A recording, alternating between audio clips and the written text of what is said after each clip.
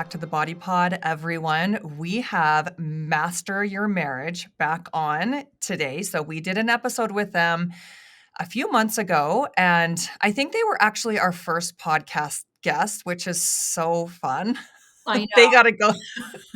They got to go through all of the trial and errors with us because they were legit our first podcast guest. So we are thrilled to have Robert and Sharla back on the show. So welcome, you two.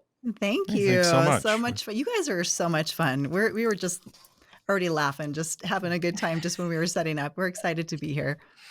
Yes. Well, I'm so excited too, because I feel like this time in our lives with, as I discussed, I think last time with the age group that I work with, I think we're all just hanging on a lot of times to either our marriages, our relationships with friends, relationships with children, work relationships. I mean, there's so much going on. I don't know a single person that just has time to kick it and just doesn't have a care in the world. And I'm sure they're out there, but I don't know any. Somebody, I'd like to meet them if you know someone. Yes. I need some of that. Yeah. Exactly. So today we are going to talk about a wide range of relationship issues, but mainly centering the conversation around conflict and conflict resolution. So I think that first of all, I want to ask you, what are the biggest issues that you see from the couples that come in either individually or together in therapy? Like what are the common issues that a lot of us are having? Yeah. So I love how you started out talking about how none of us have no care in the world. And the thing with conflict is that it really does apply. So whether someone is listening today and they're in a committed relationship, or they've been in a committed relationship and it didn't go well and they'd like to try again, or whether they're just looking at how to improve their relationship with their kids or their friendships, I think this topic of conflict applies to every single one of us, unless you live in a cave and you only fight with yourself. Like, I think this applies to every single one of us. That would be bad if you lived in a cave and you fought with yourself. Yeah, I know. I don't know how else to say it. Like, always say it's never bad. So, we if we work with other people and we spend time with other people, we're going to come up against conflict. And when it's our significant other, this person who we're in this emotionally committed relationship with, our most important person to us in the world, they have a way of reflecting back to us every little thing within ourselves that needs to still develop, needs a little bit of work, the places where we're still immature, the places where we're underdeveloped. Nobody else on the planet seems to be able to trigger us the way that our partner has the ability to trigger us. So even though these skills help every relationship, they, even your kids, right? I say when he's done challenging me, that's when the kids take over, the teenagers and the early adults, that's when they take over and they're the ones that get to trigger me. So Yes. As far as I think what I see in coaching clients a lot is, everybody has conflict. And, sometimes that conflict is related to parenting. A lot of it has to do with parenting. I just did a couple calls yesterday that were related to, this is how I think we should parent the kids. This is how I think we should parent the kids. And I think one of the big problems that you see with most couples is they think that conflict means there's a problem in the relationship, that just because we're having conflict means something is broken. But it really means your relationship's doing exactly what it's meant to do, which is to grow you up, to reflect back to you these areas where we can still become better, where we can grow. Yeah, we like to say about conflict in general. So one of my favorite sayings is how you disagree or how you have conflict is how your relationship goes.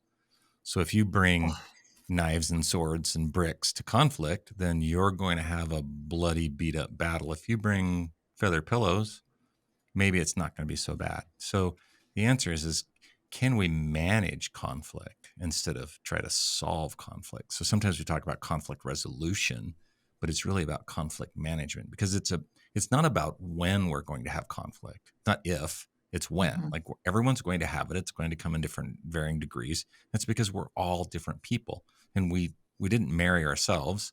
right? Isn't Seinfeld did the episode on Yeah, that? that would Yes. be worse, Yeah. actually. Yeah. So true. So you married or you're committed to this other person because you love what they bring to you, that you love the strengths that you perceive that they have. And so you want that. And yet we're so surprised that they don't agree with us on everything. Like, I can't understand why you don't think the way I think. Look, I chose you because you're different and you have some strengths and there's something innately in you that is attractive to me. And so we're going to have disagreements. Just how do we manage this conflict in our relationships and manage it appropriately so that we learn something from it, we gain some perspective, and we stop bringing big rocks and hmm everything to the fight. I like the perspective that it's almost like you bring a culture to the relationship, your spouse brings a culture to the relationship. And so we actually end up blending these two totally different cultures into creating this unique culture together as a team. Mhm. And I think that's a good perspective to keep in mind, that we are different people with different backgrounds, experiences, traumas, parenting styles that we've grown up with, different past relationships that we've been in. So we're going to create a blended culture together. Well, that's what's so hard. I feel like when you come from, just my example, from my marriage, my husband's family, like, I mean, he hardly ever, if ever, saw his parents argue, and then mine was like dysfunctional chaos.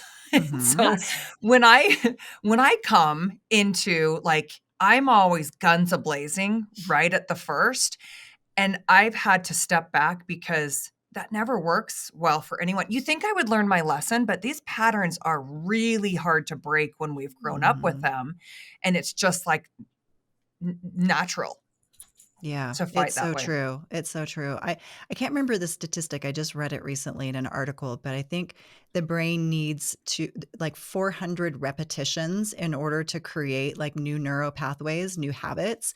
But there are some cheat codes on that, that if you can do it with play and laughter and joy, then you can actually build those pathways faster.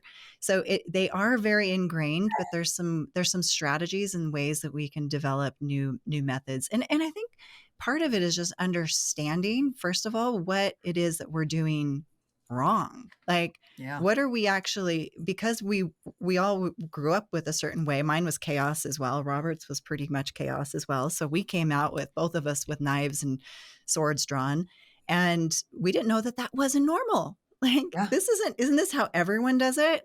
And we didn't, realize until we, broke trust and hurt each other a lot, that there was actually another way. Mhm. That's Yes, something I that love you that. guys talked about last time. Was you said that 69% of conflict in relationships is perpetual. And it got me Mhm. thinking, because we just did a podcast on habit.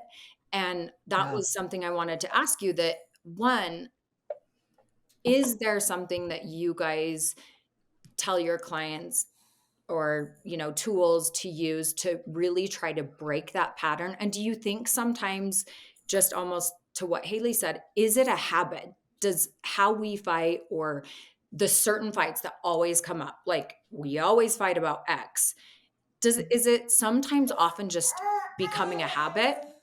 Yeah, for sure. I think there's how we fight. It has a lot to do with our primary family that we were raised in growing up. So we learned from habit that this was what was normal. And until we know what is functional and what is dysfunctional, until we learn sometimes through trial and error and making a lot of mistakes, or maybe getting coaching early. Oh my gosh, if couples would just do that before they even got married and Yes. got into the big mess, that's when we learn, oh, maybe the way that I grew up was actually dysfunctional and I thought that was totally normal. So I think Mhm. out of habit, absolutely. What would you add to that? No, I mean, I think that, we all have our defaults, right? Remember those things that you said when you were newlyweds, you're like, I am not going to do that the way that my parents did that. Yeah. And Mhm. then, and then it hits the fan and you say something and you're like, that's exactly the way my mom or dad did it. Right. And Yep. you're just like, holy cow. It's because, Yeah. we just have this ingrained system, and you're absolutely right. And part of it is a habit, and part of it is learning sort of the new tools We that you don't know what may, we don't know. yeah, you don't know, and you just assume it's normal, and Yeah. and while we both came from dysfunctional relationships, hers was a different type of a sword or knife than mine was, right? And so Mhm. we just spent time hurting each other's feelings, and until we try to figure some things out. And that's, that was almost the beginning phase for why we wanted to start our podcast, was to give people an opportunity just to get some tools, right? For free. For free. Yeah. Like Yeah. just listen, and we'll share some stuff, and we try to do that. And that's why we love doing podcasts where people can ask us questions, because it's different than the other types of things. But there is a specific set of tools that we're happy to cover. But I think if you think of it, I think innately how people are is that we want to live our life in a way that is compassionately, and we get a lot of pleasure and joy from actually helping one another. I mean, you're in a business where you help other women, and it feels good. Even though it's a business,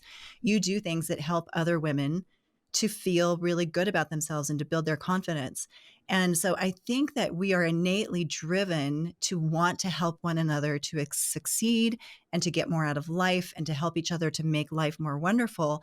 And when we get into these relationships, what we don't realize is there's certain patterns in the way that we communicate, the way that we think, the way that we behave, that actually that make it really difficult for the other person to continue wanting to help us get our needs met and to have a wonderful life. Like if we could stay out of these danger zones, we actually innately want to help each other to have a better life. That's how we're programmed to really be.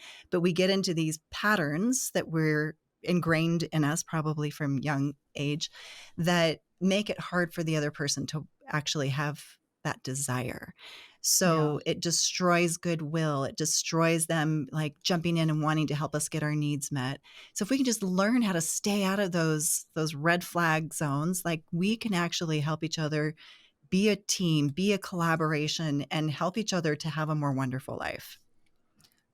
I wish that there's certain non-negotiables that I wish that everyone just could have in their life. And one of them would be, take some of your money and spend it on some kind of therapy.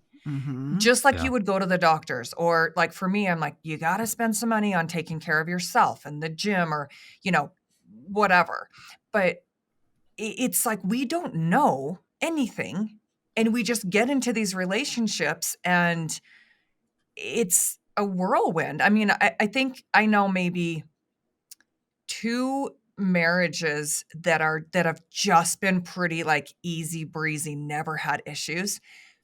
But it's like the minority. I mean, the majority of us are like, it's work. It's hard to really get to those good places. Or anything else, right? To lose weight, or you have an issue with your body health, you go to a doctor. But yeah, we don't take the time or energy to navigate our relationships and learn how to better it. I really wish it was required.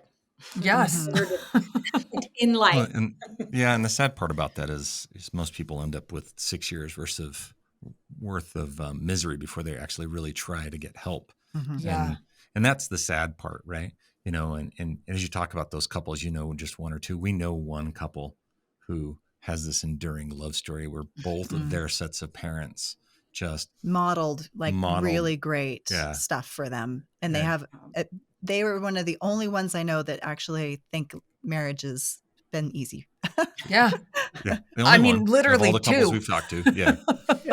The rest of us are just working through it. I think that it's, when we talk about, as I think about all the aspects of how to, sort of manage conflict. And I had like an hour and a half conversation with a friend of mine who's having, who's like all of us, trying to navigate those times in his marriage. And he was like, well, is the conflict then solved if you've managed it? Right. The 69%, he just had a question because he'd heard the podcast and he knows my number. So he called me directly. And I'm like, you could solve the problem that you have, that 69%, right? That you brought up.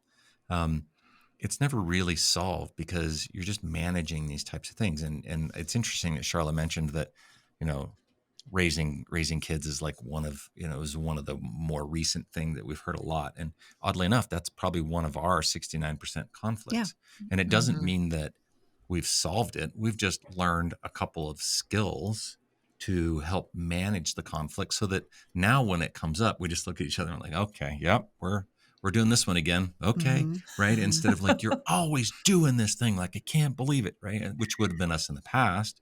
And Yeah. now we're just like, oh, yep. All right. You ready? We're going to talk about this dumb one again. Like, Yeah. you see it your way. I see it my way.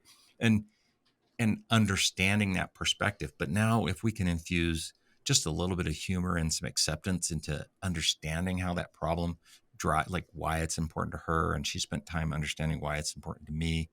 And there's some specific things behind that. But when we get to that, then we can be a little bit more accommodating. We can bring a little bit more humor into the situation. Imagine how much different it is when I say, okay, this one again. Like, we're doing this one again, Charlotte? Yeah, we're doing this one again. All right. Yeah. Right. And now that's not us being angry. It's just us, saying, okay, well, let's see why it's important and figure it out. So the thing with the 69% is that this comes from the John Gottman research, which was 50 years of research on couples, bringing couples back in every 3 years, see who stayed together, who didn't, who ended up divorced, and what were the similarities between the masters versus the disasters. And he found that these couples were coming back aging 3 years older, 3 years older, 3 years older, wearing different outfits, and they're older and they have different hairstyles, but they're fighting about the same darn things year after Mhm. year after year. Even the masters were doing the same thing. So it's not unusual. It doesn't mean that your marriage is doomed. It's actually very normal and natural because, again, like we said earlier, we're different people. What he did find, though, was that, as Robert said, how you do conflict is how your relationship goes. So he looked at what are the predictors for divorce, and he Mhm. found 8 predictors for divorce. And every one of those predictors had to do with how the couple does conflict, how they manage conflict. So while conflict will predict whether a relationship will make it or not make it, and he could predict with 94% certainty whether a couple would stay together just after watching how they argued for 15 minutes. I mean, What? imagine that. He would have them go, okay, pick Wow. any topic of major conflict and try to solve it in the next 15 minutes, which was a trick question to begin with Yeah. because you're not going to solve it. And he would watch them for 15 minutes and predict with 94% certainty, accuracy, whether they'd stay together or not. And he was spot on. Well, what were the predictions? Yeah, I'm like, Yeah, we all want to know what those are. God, So, respect. so like I said a few minutes ago, Get your pen out. Here we go. it Yeah. really has to do with there's certain things we just don't want to do because it's going to make it really difficult for the other person to like us, respect us, want to help us, to collaborate with us.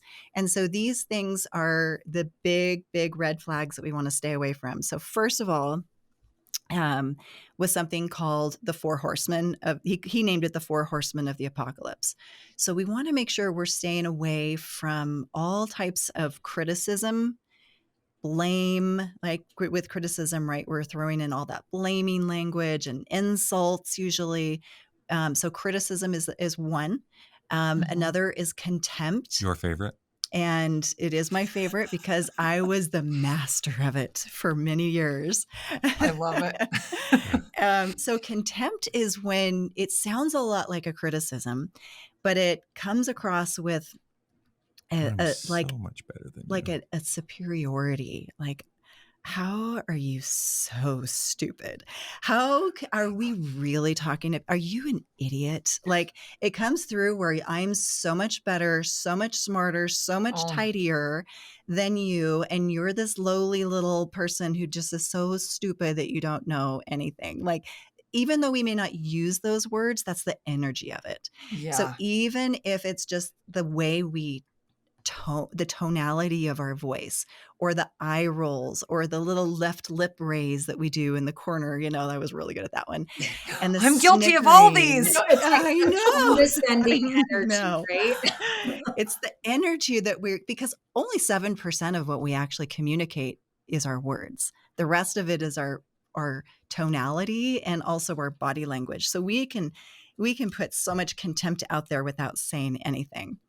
And then what are the other So two? the next one would be defensiveness, which was I was really good at that one. Oh, that's And me. yeah, and defensiveness is this Me and so there's too. a couple different versions of defensiveness. One is the like, why are you always picking on me? It's not my fault. Like, I don't understand. I can't ever do anything right. The right? innocent victim. So that I'm innocent. And the other one is like, you hit me with and he uses this example like a 20-pound cannonball. And so I take a 40-pound cannonball and I hit you back with it. Like, oh, really? Bam. Right. So that's defensiveness. And then the last one tends to be more of so the first two, contempt and criticism, tend to be, and I know it's broad strokes here, women tend to use those because they're words based more than guys. Guys tend to use defensiveness in between, 50-50, a little more on the guy side. And then the last one, which is called stonewalling, which is the one that guys use the most. It tends to be more men than women. It's not exclusive to that. But stonewalling is when while you're talking, so Sharla, let's just, I'll use an example for Sharla, and she's mad about something, and I'm just like tuning her out. I'm present, but not present. I'm like, man, Yeah. is she going to have a heart attack? Look at the vein on her forehead. I'm thinking, yeah, honey. Oh, I understand. Oh boy, she better stop. That girl's just going to go off the rails. Like, I hope she doesn't have, this is like exercise for her. I think she's getting 140 beats a minute. Right. So we're stonewalling. We're not giving anything back to the conversation, and we're blank. Yeah. And so I tell couples sometimes, like, if you're having a disagreement and you feel like you're not connecting with the other person, yep, stonewall, walls went up. Yeah. So those are the 4 horsemen. That's just one. So those are predictors for divorce. Yeah. And then you can look at and measure what they would do when they were watching these couples for 15 minutes was tracking how much positivity versus negativity was in this conflict conversation. So believe it or not, you can actually have conflict where it's positive. Where there can be laughter, where there can be like, I go get you a glass of water, even though we're having a difficult conversation and we're debating something, I can still go grab you a cup of tea, a glass of water, and hand it to you and do something nice for you in the middle of this difficult conversation. I can still be warm. I can still be compassionate. And so they would measure how much positivity to negativity. Obviously, we know we just talked about some examples of negativity. And then what was the ratio just in that 15 minutes? And the couples that stayed together had a positivity to negativity ratio of 5-1, 5 positive to 1 negative. The disasters, the ones that got divorced, they had a 0.8 positivity to 1. So less positivity than negativity, and way more negativity than those who ended up staying married. So just overall, you want to start to think about, how can I make this conflict discussion overall more positive? Take out the accusations, the blame, the criticisms, the insults, the sneering, the eye rolling, the defensiveness. How can we turn this into a more positive conversation? And it's hard for people to understand until we have this conversation. So we say, what we want positive conflict. Right? That seems like an oxymoron, right? It does, right? Yeah. Because you think, like, how can that build us up? But if there's something to learn, if you can grab more insight from your partner, if you can learn how to be respectful, if you can, drop your swords and be really vulnerable. And here's the hard part for guys to hear, right? Vulnerability equals intimacy. Yeah. And you have to be able to let yourself be known and seen. And we have our walls up most of the time. And so we don't let that happen. But so 2 more, 1 more. Yeah.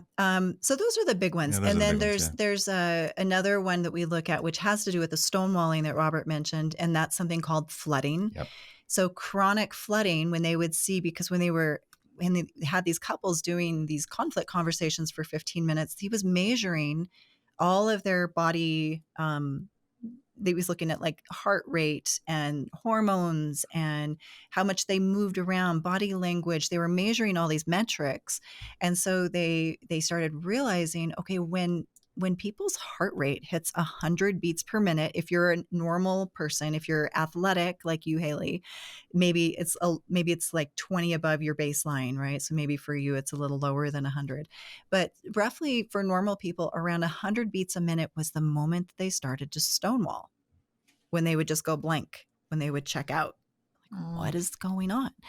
So they already had found this link between flooding, which is when your heart rate reaches 100 beats a minute. They found this correlation between flooding and divorce.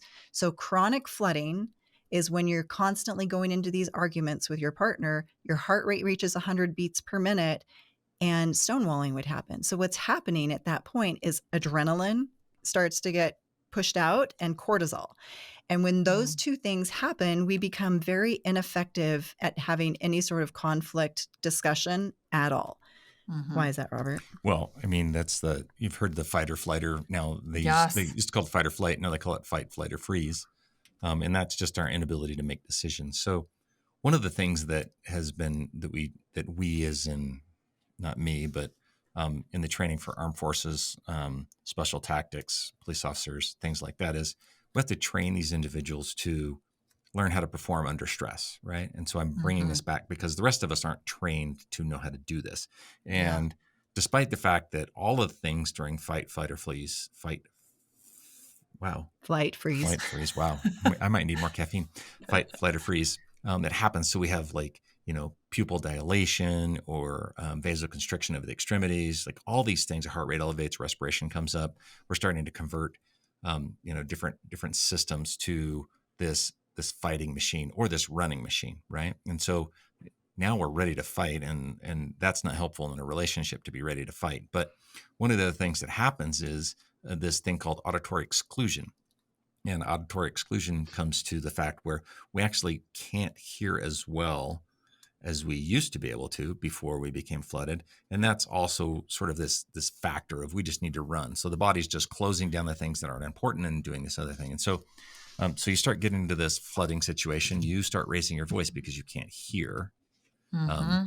You can't hear and you can't take in new information, even if your partner is giving you a valid point, and your partner starts to raise their voice and they can't hear either. So neither one of you, so you suck at being a listener. So you can't communicate. And the only thing you do is raising your voice and then repeating yourself because you think, I can't understand why they don't understand me. So I'll say it again. Right. So Oh, I'm a master at that. yeah. So talk about a recipe for disaster, right? And so in my experience growing up, right? So my mom's married 4 times. So the only thing I saw was people leaving after fights. So Oh, I thought that I was doing my marriage a favor by staying in the fight. Like she's like, we should Mm-hmm. take a break. I'm like, no, we are going to solve this problem. I don't know why I heard let's take a break, right? But so I would just stay in there and I would try to fight like I'm fighting for my relationship. I thought that's what I was doing. And instead yeah. I needed to learn how to, take a break and work on some self-soothing, right? Mm-hmm. In order to bring my heart rate down to become human again. Like if you can't hear and the only thing you're doing is raising your voice and there's no solution, there's a high Mm-hmm. likelihood that you're about to hurt each other's feelings and say Yeah. something that you can't take back. So do you think it's Yeah. good to take a beat and like walk away for a Oh, Absolutely. minute? Like, okay, this is going nowhere. Yes. Let's This is actually so important. We teach couples 6 key skill sets that they need for conflict that needs to be in everyone's toolbox. yeah. And the first one is how to know when you're flooded, okay? So that you can call a break and go self-soothe. So self-soothing is like the first skill set that we teach couples. So we teach them, okay, actually we have Yeah, I heart was looking rate for it. I don't monitors. see It's it. usually one sitting on my desk. I don't Yeah. see it, but we have heart rate monitors. And in our retreats, we'll have couples wear heart rate monitors when they have conversations. And I what's so love it. fascinating is Yeah. people have no idea that their heart rates are elevated. They think they're still at 80 beats a minute and they're 120. And in the studies, so we do pulse oximeter, so everybody wears one, so the numbers are really big. And the best part is your partner calls you out. You're like, "Oh, you're flooded." And you're like, "Oh, yeah, me too." Mm-hmm, But mm-hmm. in the studies, they'd Wow. ask these people. They didn't, I think they had to wear them like a polar heart rate monitor strap so that they could monitor their heart rate independent. And they said, "Okay, you're flooded. You need to take a break." And they would take a break, and then, "Okay, so tell me when you think that you're back to normal."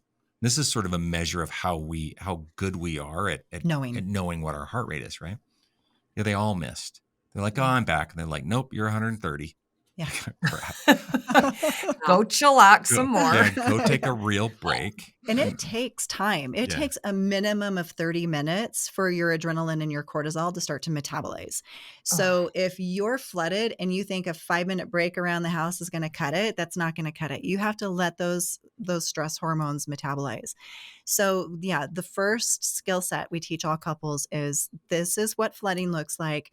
Absolutely, we need to have a signal for taking a break, whether it's one or both of you that needs it. We're going to honor it. And with that, we also have an agreement in place ahead of time that if someone calls for a break, we don't push, we honor that break.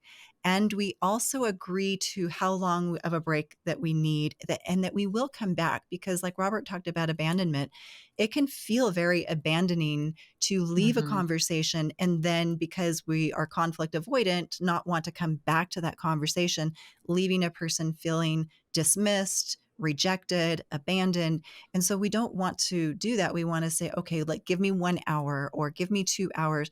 I would say anywhere between 30 minutes and 24 hours is great. I wouldn't let it go longer than that because then someone starts to feel rejected. Mhm. But, let's give me an hour. And if at that hour mark you still feel flooded, then say, I need another hour. And we are huge proponents of adult timeouts. Very important because what happens at that 100 beats per minute is only going to be destructive to your relationship. Nothing good is going to Yes. happen.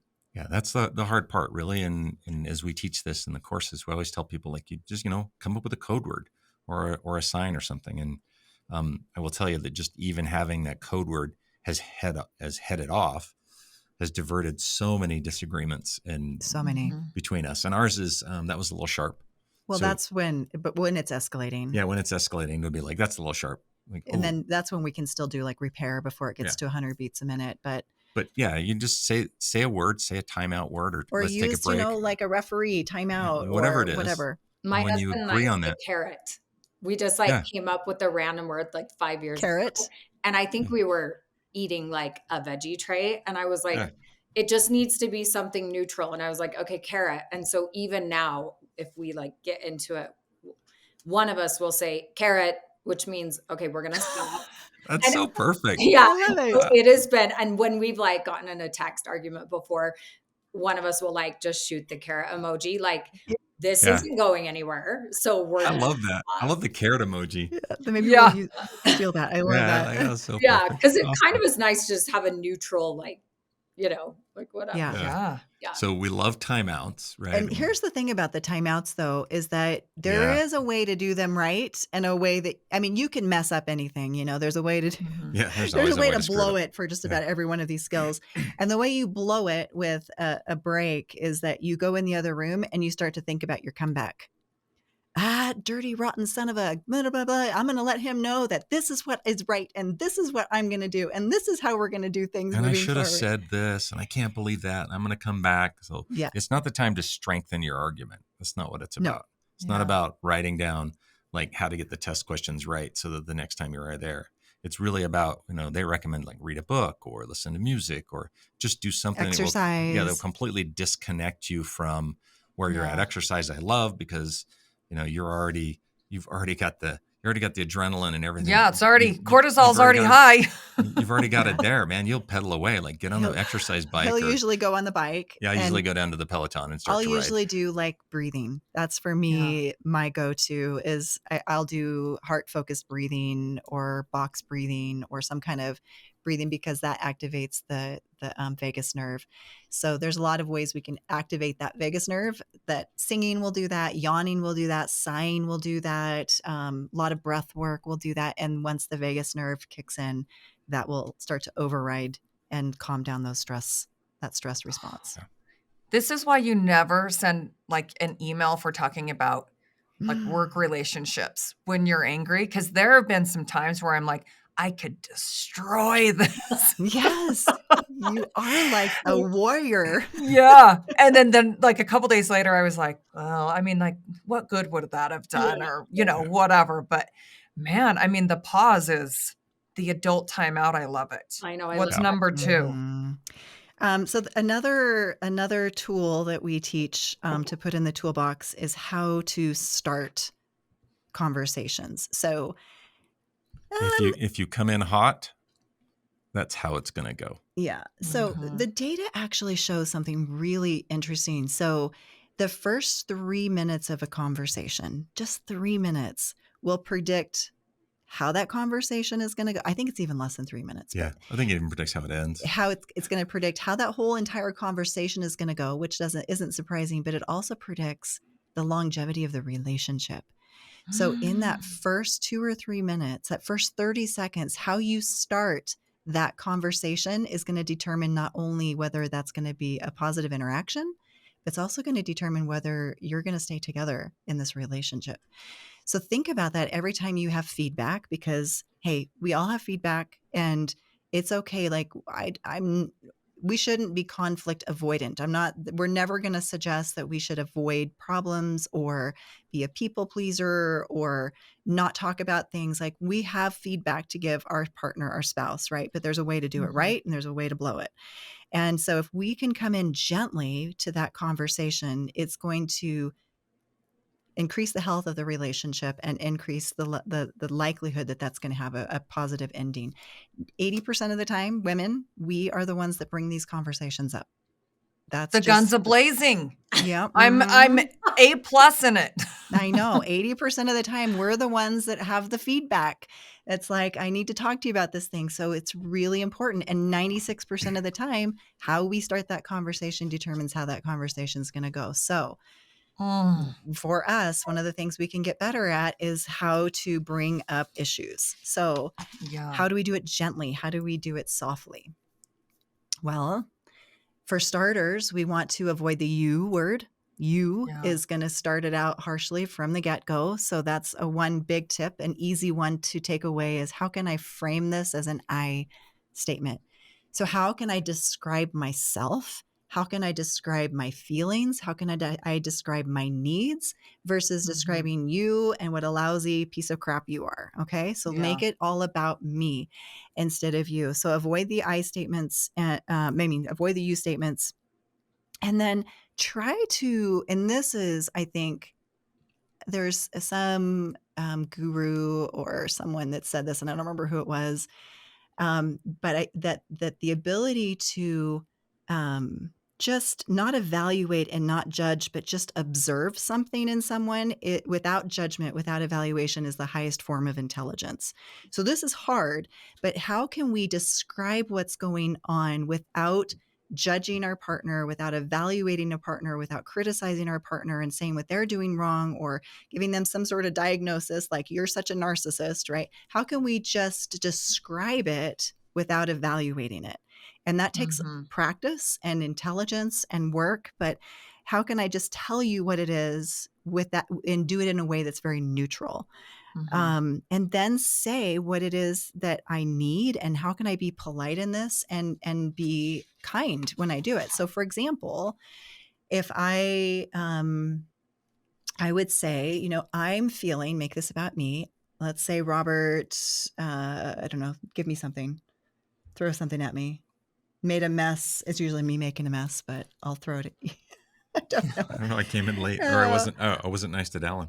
Try Okay. that. Yeah. All right. That's again parenting. There we go. Okay. So let's say we're having a parenting discussion and I felt like he was a little bit maybe too strict about something. That's usually the conversation. So if I wanted to bring this up, I could come to him and talk about how I'm feeling about the situation. Hey, I'm feeling a little bit sad. I'm feeling a little bit frustrated and just a little bit sad, just for Dallin, our son. And I noticed when when you guys were talking today that this happened, and not describe him, like not say you were awful, you were mean, you were cruel, you were rude.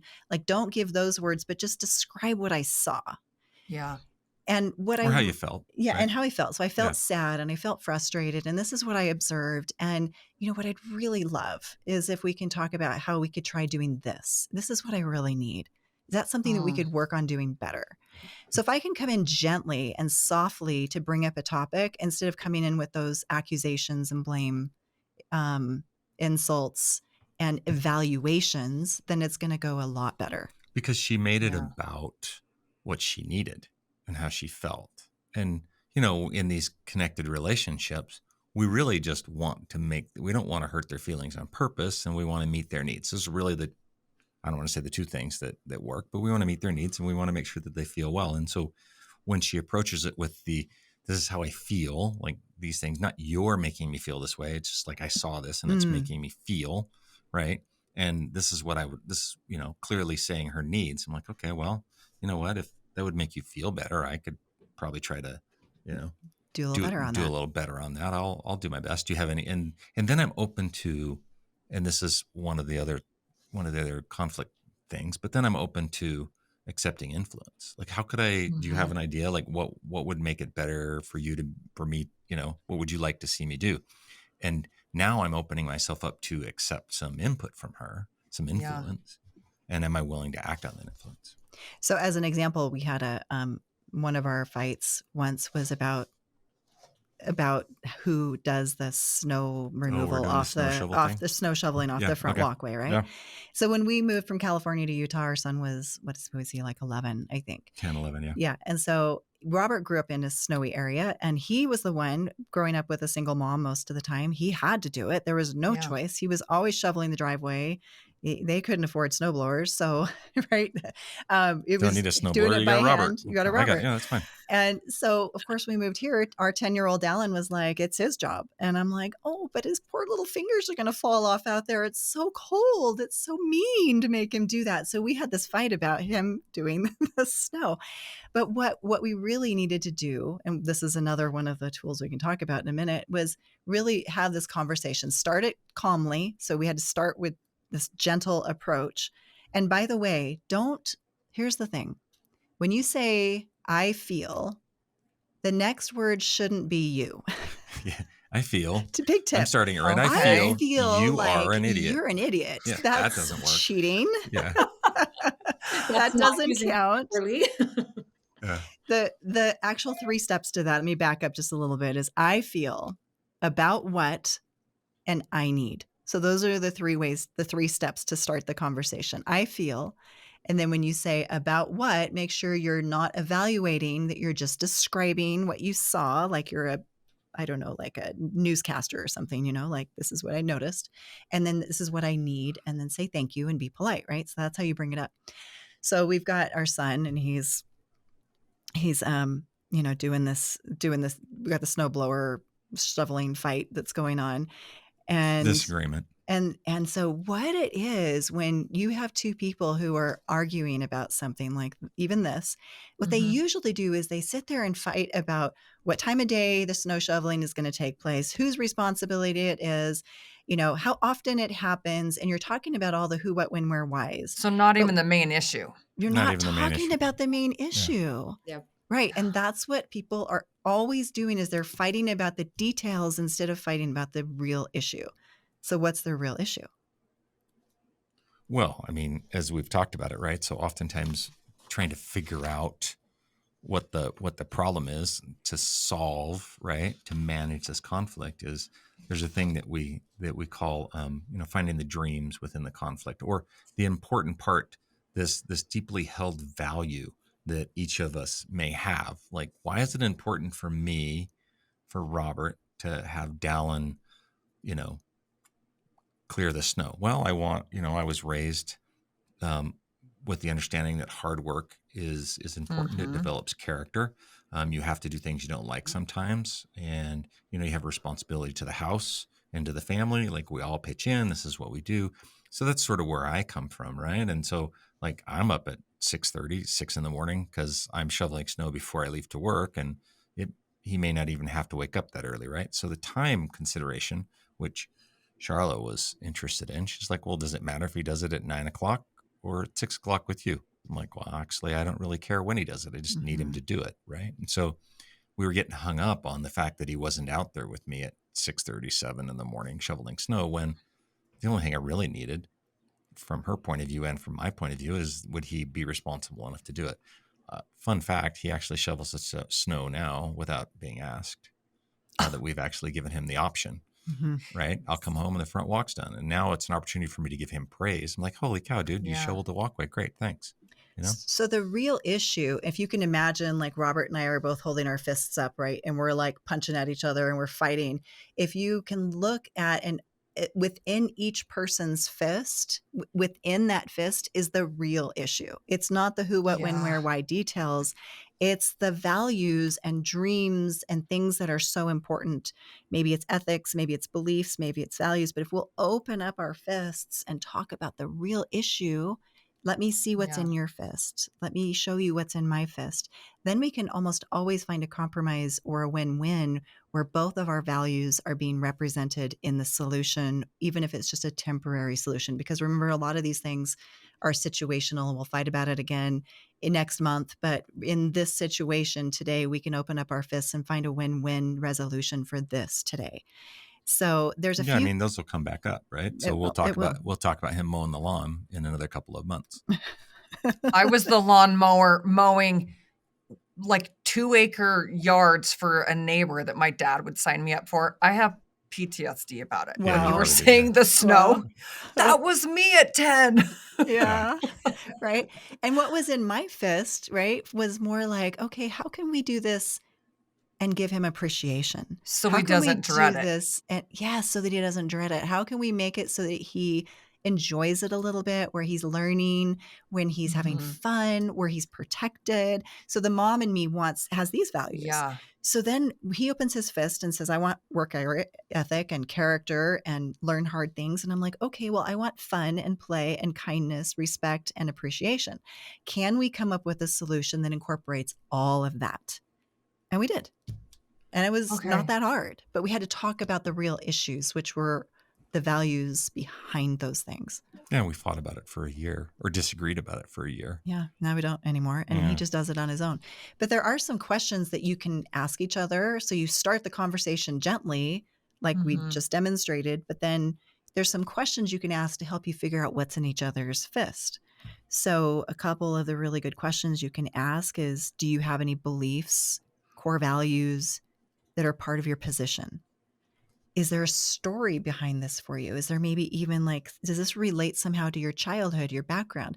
And so for me, it was really understanding how Robert, and kind of picturing little Robert and how his story involved shoveling the walkway for his family, and how that, he took care of his single mom and his sister in that way. So that Mhm. also softened my heart to hear those childhood stories.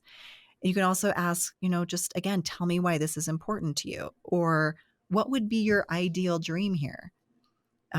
Again, what is it you need? So questions are going to help you good questions are going to help you to open up those fists and see what's inside, and then go, Mhm. okay, how can we come up with something given what you need, what I need, what your values are, what my values are? I feel like I'm getting a D- in this conversation. Yeah. Mhm. I got a lot of work to do. That's perfect though, right? I mean, Haley, we all mess up. yeah. It, I mess up. and we work with couples. We'd love to say we work with young couples. We've done it once or twice, but usually couples that are, their kids are starting to get out of the house and now they realize they have to like each other and they don't know what happened. That And was one of my questions. Was yeah, Yes. the age group mostly like in Older. our That's a demographic? big one. That's a big one that we have, couples even that have been married for 30 years and the kids are now gone and they're like, who are you? Yeah. And what are we going to do? Yeah. yeah. And we just start the Oh. same place. Like let's talk about having, positive conflict. Let's talk about the way that you enter these conversations. Let's talk about, which tends to be more of a, and I'm going to just segue a bit, but more of a, and I mentioned it before, but more of a guy thing than a girl thing as much, right? But the value of being able to accept influence from your partner, right? Mhm. Like that is huge. And as guys, we're sort of hardwired and designed to have to be able to figure these things out, right? And then we come home and you know, even though, and I've told this before, like even though I know the decision I'm going to make, whether that's a decision that directly involves Charlotte or not, and it has to do with maybe it's a car decision, snow tires, this snow tire, whatever that is, right?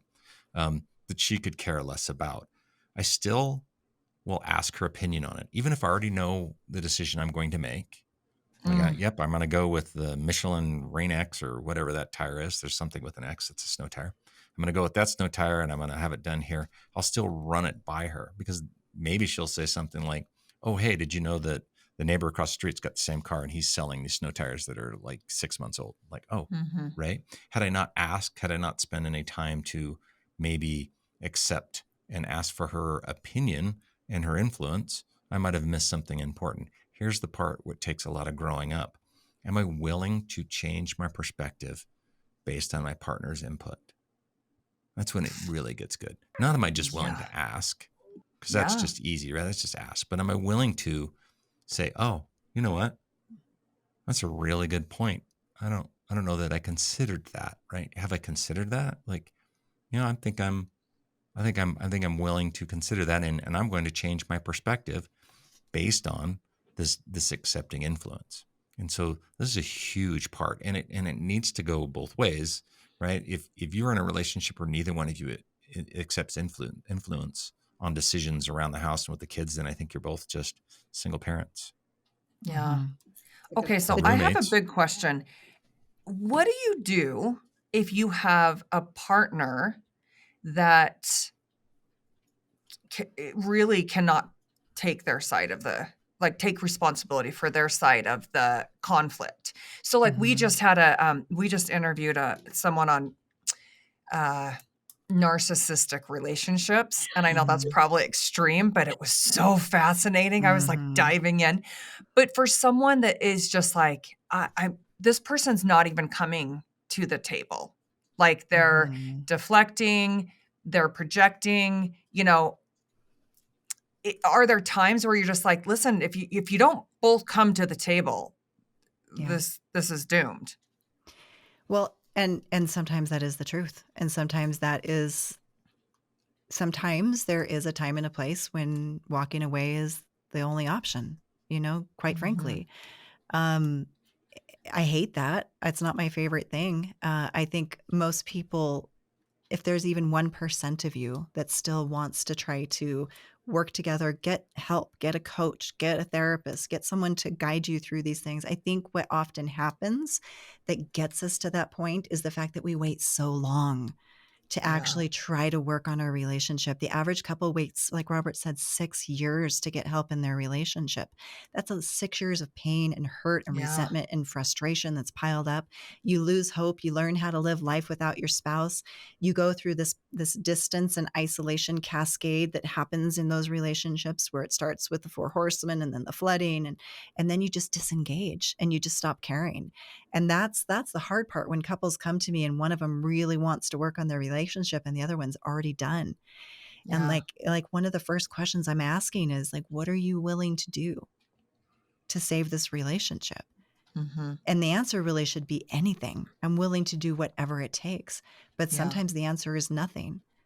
And that's In that Yeah. sad. scenario, does it ever work out? I Does mean, therapy and stuff like that help in that scenario? one person can certainly work on their part of things. Like Robert talked about, let's say it's a man who doesn't accept influence at all. And maybe she is extraordinarily resentful because this is the data. 65% of men don't do a very good job at accepting influence. And so she's gotten more Mhm. critical over the years because when he doesn't accept influence, she becomes more critical.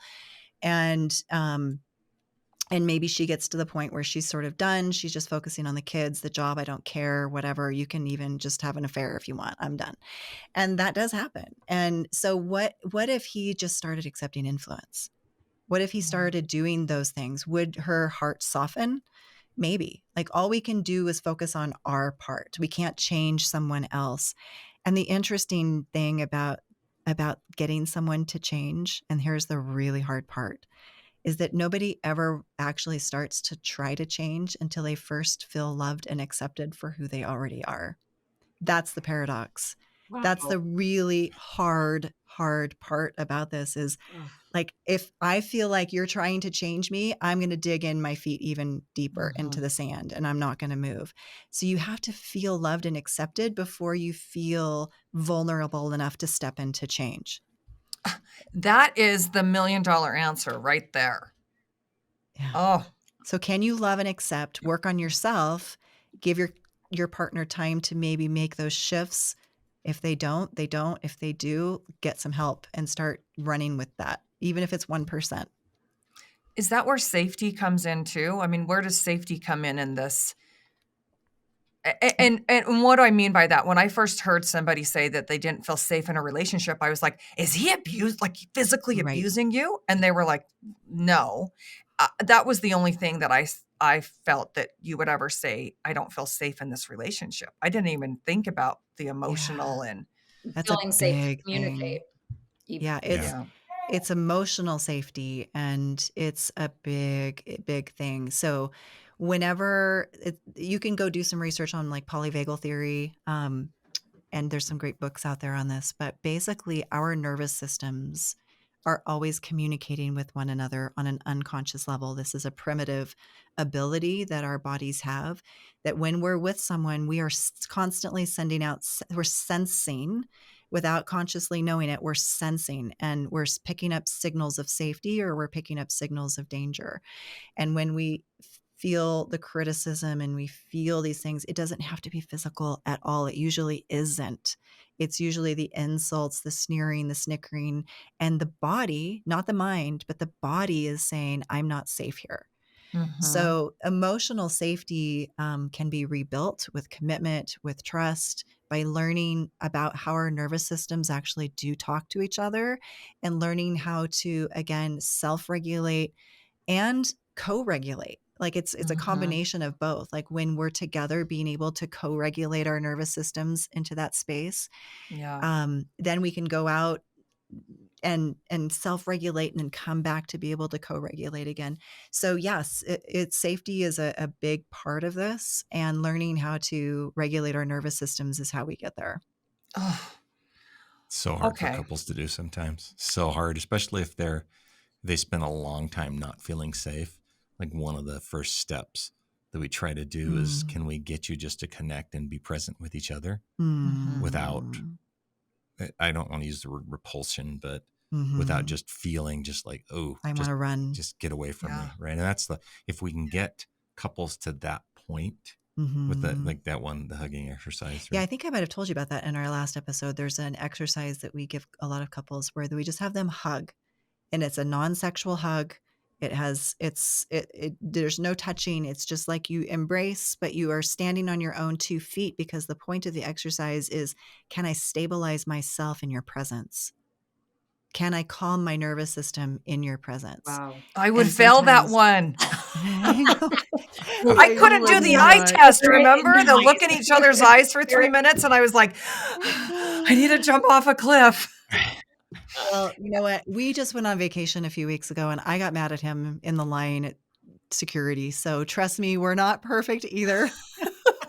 Yeah, no, it It happens. happens to all of us.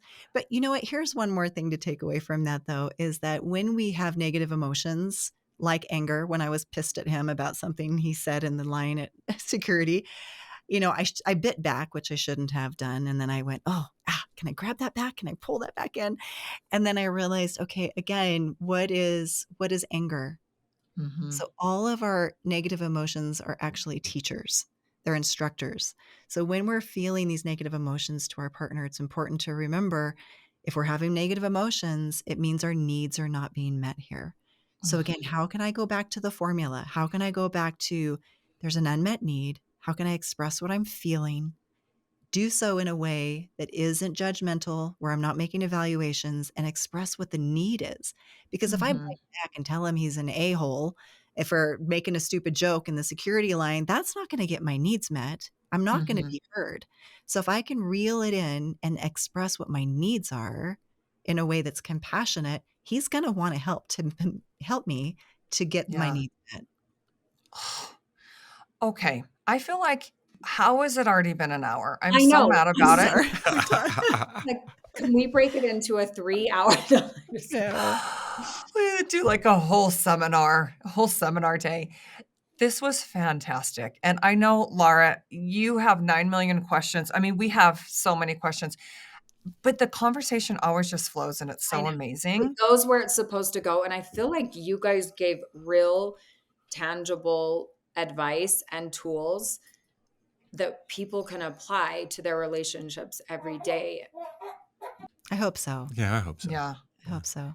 So, wrapping it up, if we had 3 things, most of the listeners are going to be like listening to this on the way to work, in the car, maybe on a jog. 3 things. What would the top 3 things that we covered be the Mhm. most significant from this conversation for Ooh, leaving with something? Okay. Which one of us is going first? you always. Well, Good okay. man. So And then I'll try to think of something after you really nail it. Go. be gentle. Yeah. Be gentle. When you have issues in your relationship, as every relationship does, try Mhm. to be compassionate and gentle. And remember, do I want to be heard?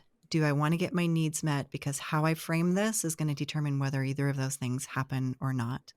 So be gentle. I love that. I do too. I think it goes with that. I'd say soft startup is super important, and just understanding that from a guy's perspective, that we armor up every day of the week, and we take barbs and insults from the guys that we work with, and when we come home, we take our armor off, and that puts us in a vulnerable position. So just sort of understanding that we trust you enough to take our armor off, and we don't expect sharp and sharp blades and harsh attacks, because we've dealt with that, and women have the same thing. But so I think I love the soft startup. And then my last one, I'll steal this from Sharla, but I think it's one we didn't cover, but I think it's repair early and often. And Yes. the minute Love that. if you step on it, just back up as fast as you can. And that's where our term, when we say that was a little sharp, I'll come in and it's like, hey, I need you to do this. And she'll say, oh, it's a little sharp. I'm like, you know what? All right, I apologize. I came in a little hot there. Let me just back up and let me try to say, this is what I need, right? It's not about you. It's about my needs. So I like that. I like the early and often repair. Just, realizing when you screw up, and the faster you can just backtrack and apologize and start over. And your spouse needs to give you the grace to allow you to start over. Yeah. Yeah. I'll add one more thing that we didn't talk about that I think is important, and that's that you can be the greatest master of conflict. You can go to the best therapist in the world and learn how to do conflict effectively, and it still won't be enough for your relationship, because conflict alone is not enough. So if you think about, and I tell every couple this, that think of it almost like a balloon that maybe right now is built with inside, it's blown up, and you have all of these like poor communication patterns, and you've been doing criticism and contempt and defensiveness, and you recognize some of these patterns in yourself. Yes, we can delete all those. We can blow that balloon out, but then there's just a void. So we have to blow that balloon back up and insert back in all of these positive affect systems, a lot of which we talked about on our last episode. So maybe go back and listen to that, but put back in friendship and put back in fun, excitement, play, intimacy, sex, all the fun things, because a relationship that's just void of conflict is just nothing. We have to put back in the other good stuff too. All right. Close. Good work. That was awesome. This was incredible. A++++. That's because you guys are so fun. Yeah. Oh, that was awesome. This is amazing. And I'm so grateful that all of our listeners get to hear from you again. So can you remind people that might be wanting to work with you, can they, online? And what does that look like? Yep. So most of our online one-on-one work is through Zoom. Most of our clients are not local.